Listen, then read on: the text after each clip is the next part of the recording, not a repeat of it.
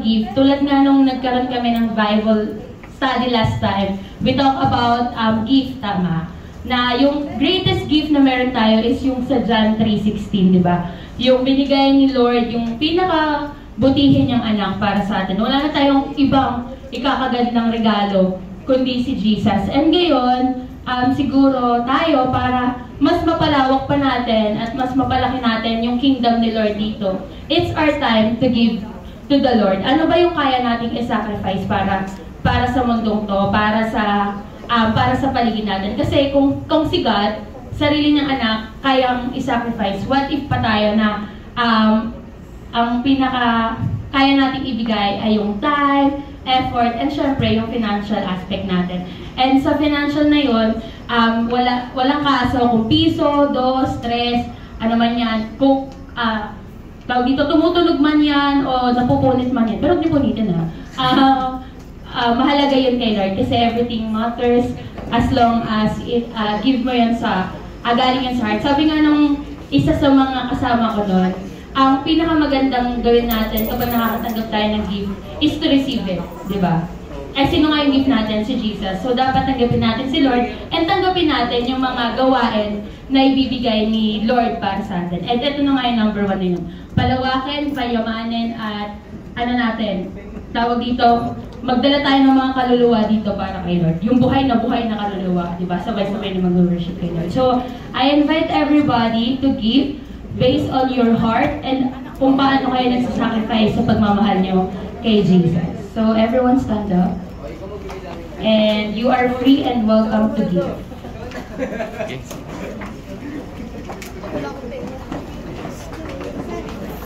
Thank you for the blessings. And thank you sa mga nagbigay, Jesus. And pagpalain mo yung bawat isa. Amen. Amen. Napilitan niya kasi may mag-pray natin sa Kuya Leo. Okay?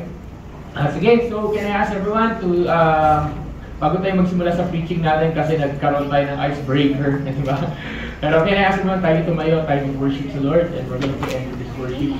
Natumba na yung katatalo, natumba na yung regalo. Okay, Panginoon Diyos, salamat Lord for this opportunity to come before you today. Samahan po ninyo kan Panginoon. Thank you Holy Spirit for everything. We bless you Lord. Thank you Jesus. Thank you Lord. Sige, worship tayo sa Lord.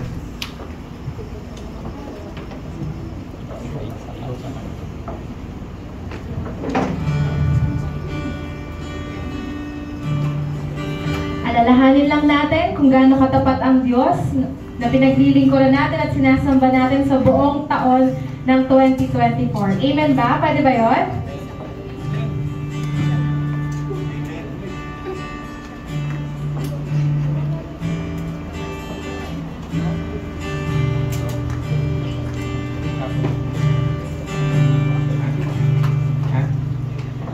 Sa araw-araw, ikaw ang aking nais. Kapayapaang lubos, ikaw ang nagbigay. Ikaw ang aking Diyos.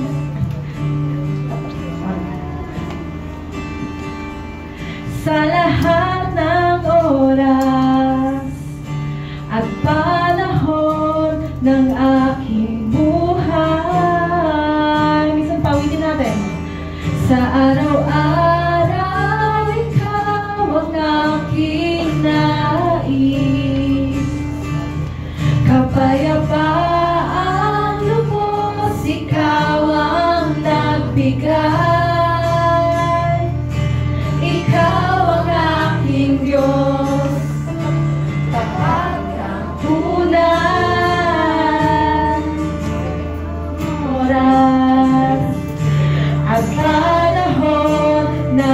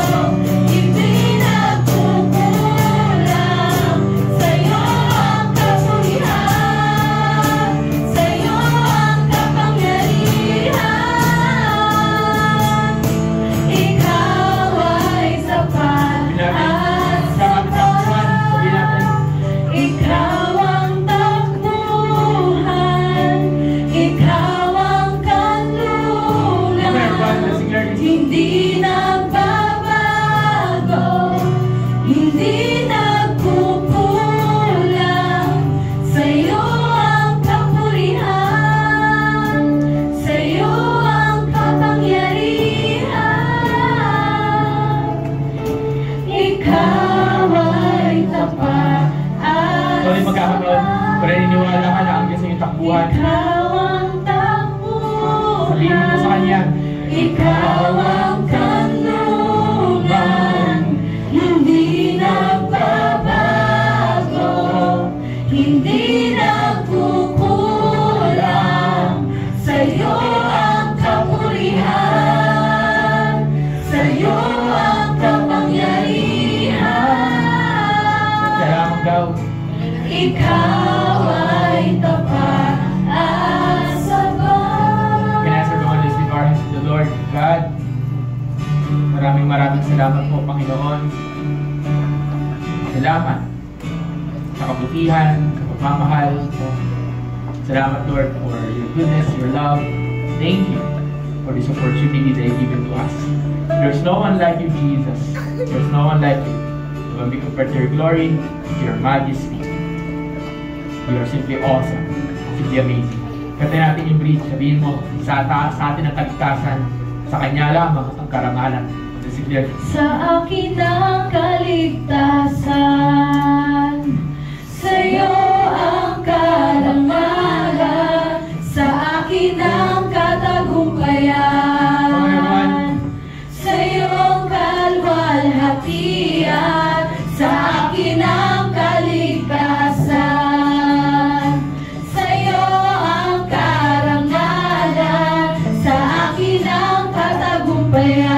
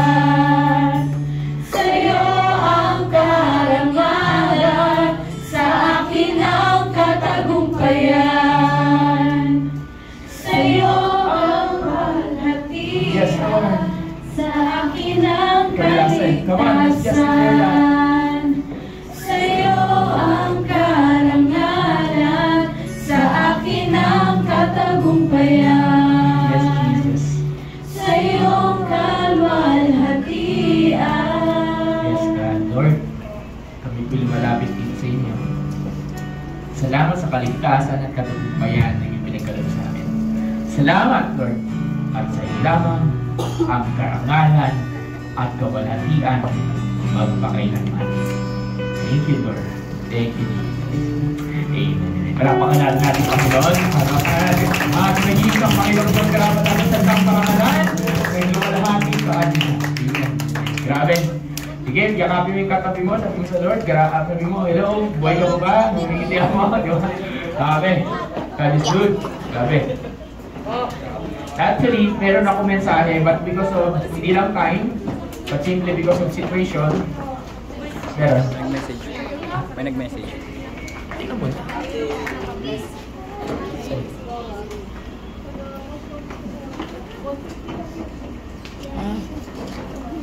Kaya ko ba magbubuk? Wala siya. Hindi ko alam. Sabi mo, public. Sabi mo, oh, i-ano na, sabi mo cash. Sabi mo, na lang kung cash naman.